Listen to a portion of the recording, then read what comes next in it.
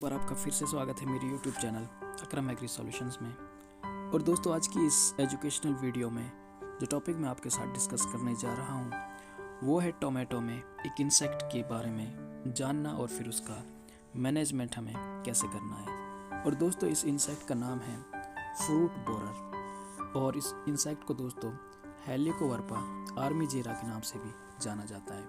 दोस्तों, काफ़ी पॉपुलर ये इंसेक्ट है क्योंकि इसका जो फीडिंग नेचर है वो पॉलीफेगस है। और पॉलीफेगस उन इंसेक्ट्स को कहते हैं या उन कीटों को कहते हैं जो एक से ज़्यादा क्रॉप्स पर अपना खाना खाते हैं। तो चलिए दोस्तों, वीडियो शुरू करते हैं।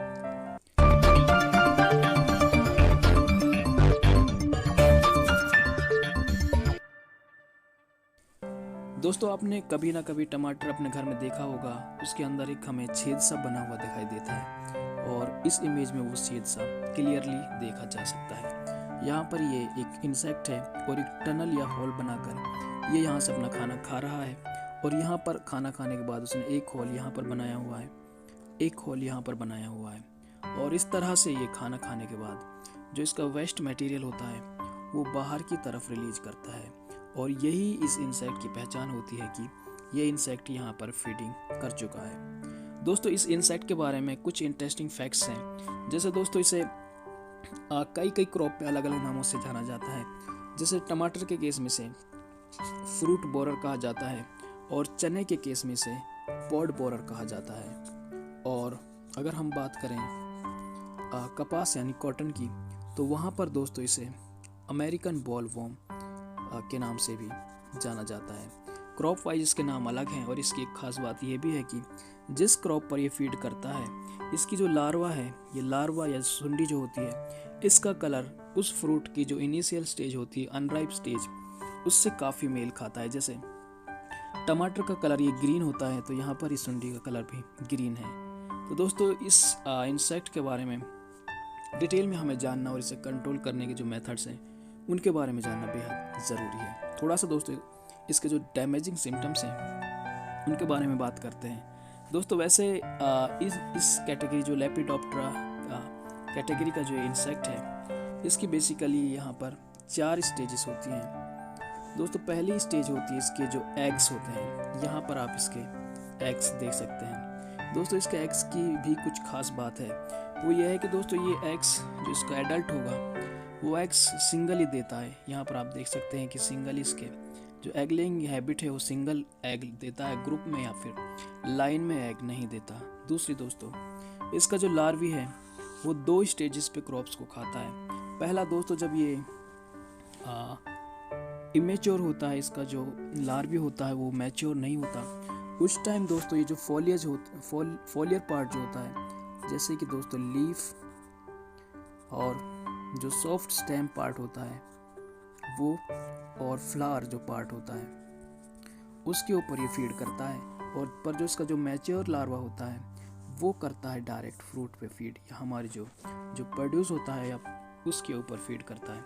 दोस्तों, यहाँ पर अगर देखें तो इसका जो एडल्ट है वो भी यहाँ पर डैमेज कोज करता है। तो दोस्तों, अगर इस इंसेक्ट के बारे में हम थोड़ा सा पढ़ें तो यहाँ पर कुछ पॉइंट्स मेंशन है। जैसे कि वही जो मैंने बातें बताई कि यंग लार्वी फीड करता है टेंडर लीव्स पर या फॉलिज पार्ट पर, और मैच्योर लार्वी जो होता है वो सर्कुलर होल बनाकर जो फ्रूट के ऊपर फीड करता है। दोस्तों, इसकी जो फीडिंग हैबिट है वो बड़ी अजीब सी है। सपोज करिए ये आपका फ्रूट है, टोमेटो का फ्रूट है, तो ये टनल बनाएगा और इसका जो बाकी का हिस्सा होगा इंसेक्ट का वो फ्रूट के बाहर ही होगा, पर उसका जो सिर्फ माउथ पार्ट अंदर होगा और ये हैंगिंग पोजिशन में या फिर इससे लटक कर ही अपना खाना बनाता रहता है। ये दोस्तों इसकी फीडिंग हैबिट है।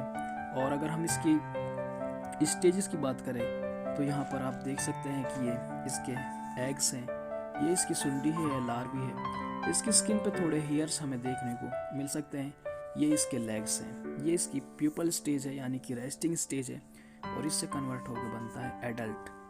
दोस्तों, अगर इसके कंट्रोल मेजर्स की हम बात करें तो ये बेहद इंपॉर्टेंट इसे जो कंट्रोल करने के मेजर्स हैं। इसमें से दोस्तों हम कुछ मेजर्स के बारे में बात करेंगे और फिर हम केमिकल कंट्रोल की तरफ मूव कर जाएंगे। दोस्तों, अगर इसे कंट्रोल करना है तो इसके लिए हमें एक मैकेनिकल मेथड इसे कह सकते हैं, हैंड पिकिंग इसे कह सकते हैं, कि जो इन्फेक्टेड फ्रूट्स हैं और जो ये लार्वी है इसको हम डायरेक्ट कलेक्ट करें और फिर डिस्ट्रॉय कर दें। दूसरा दोस्तों, अगर हम अपनी कल्चरल प्रैक्टिसेस को थोड़ा सा चेंज कर दें, जैसे दोस्तों इसमें अगर हम टमाटर के साथ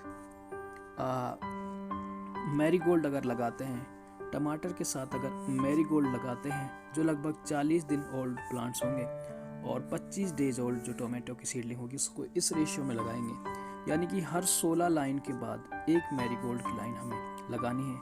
इससे क्या होगा दोस्तों, ये सारे के सारे इंसेक्ट मैरीगोल्ड के ऊपर मैरीगोल्ड की वजह से ये रिपेलेंट का काम करता है और इससे एक इंसेक्ट कंट्रोल हो जाता है।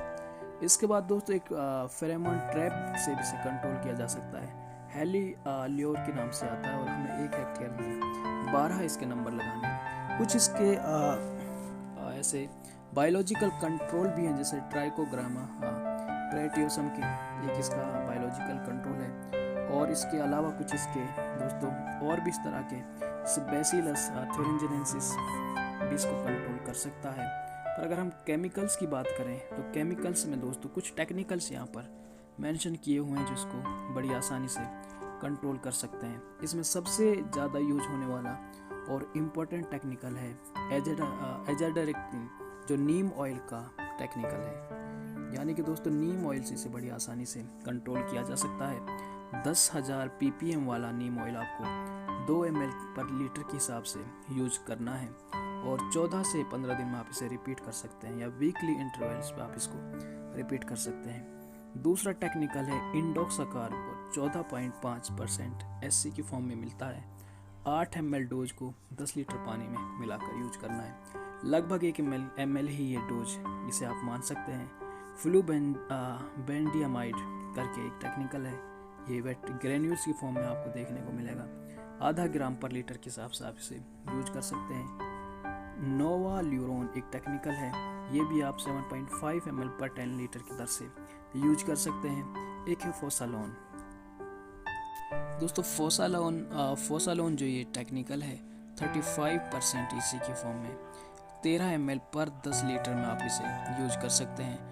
और क्यूनल फोस टेक्निकल से भी आप इसे कंट्रोल कर सकते हैं। इसके अलावा दोस्तों कुछ और टेक्निकल भी हैं या कुछ और मार्केट में आपको, जैसे कि बायर की एक दवा है लार्विन, इससे भी आप इसे बड़ी आसानी से कंट्रोल कर सकते हैं। तो दोस्तों ये थी इस इंसेक्ट के बारे में कुछ जानकारी और इसको कंट्रोल करने के कुछ मेजर्स। काफ़ी डेंजरस ये इंसेक्ट है, एक बार क्रॉप में आता है तो काफ़ी डैमेज करके जाता है और इस तरह से आप इसे पहचान सकते हैं और इसे कंट्रोल कर सकते हैं। उम्मीद है दोस्तों आपको इस वीडियो से कुछ जानकारी ज़रूर मिली होंगी। ऐसी और अपडेट्स पाने के लिए आप हमारे चैनल को सब्सक्राइब करके हमसे जुड़ सकते हैं। धन्यवाद।